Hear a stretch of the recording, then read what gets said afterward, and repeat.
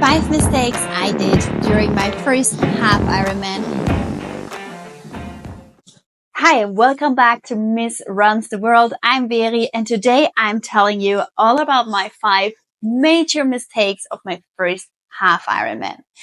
These things are actually things I would have loved that someone could please tell me beforehand that it's stupid, but I did it anyhow. So even though it was painful, I learned out of this, and now I want to tell you my 5 big major mistakes that you can learn from them.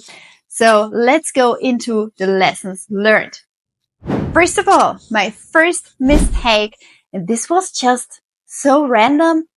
To be honest, I thought about it before and I did it anyhow because I was in a transition from going from bike to the run. And I wanted to save some seconds. So what did I do? I did not put on any plasters on my feet, but I knew that these running shoes I chose were great running shoes for a marathon, but just if you use a plaster because otherwise I get a blister. So what happened? I decided, no, these few seconds, I will not need them. In kilometer 7, I highly regretted that because my feet started to bleed. And I had still the whole half marathon to finish. So this was actually something which cost me time in the end. So please, either choose shoes you know you can run the distance without any problems, also with wet feet, without any plasters, or put on the plasters. Use those seconds before you go into the run, because for me, a few seconds could have saved me probably a few minutes. Well, let's go into number 2. Number 2 is, well, this is actually, I don't even want to tell you, but just quickly before the half Ironman, a few days, I realized I will need to have a wetsuit. And I haven't had one yet. So what did I do? In my last evening, I was just running around and went into Decathlon and bought a wetsuit for the swimming. And it was the only one I found. It was luckily my size. And I was like, well, whatever. I will just use it. It will be good. It was not good. First of all, it was not a triathlon wetsuit. I mean, it was okay, but it was for sure not a triathlon wetsuit. And secondly, it actually hurt my arms. So always when I crawled, I had here a problem from the wetsuit on my skin. So I had a lot of pain under the arms for the rest of the day. Was not very smart. And I mean, actually, these are 2 rules. First of all, have a good wetsuit. Second rule, never, ever in your life, never wear new equipment on race day. Never. So then let's go to my major mistake number 3. My major mistake number 3 was I forgot where my bag in the transition was and my bag.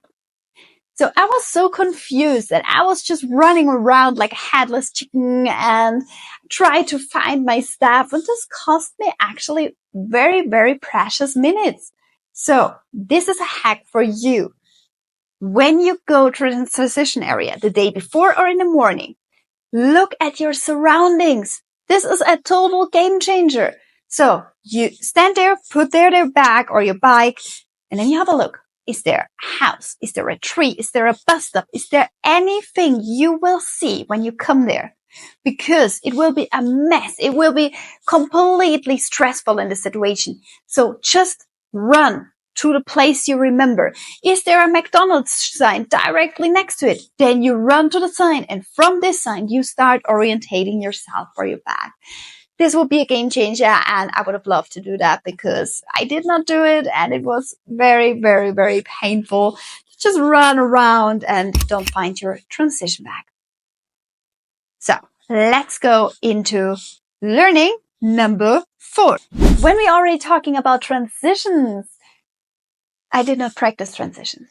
I did not use a single thought on transitions, but it's so important because you can really save your time.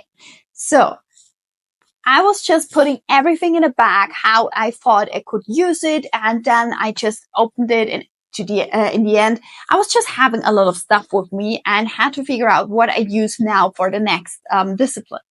So really think through, what will I need? And don't pack too much, because in the end, you focus. So focus on, what do I really need?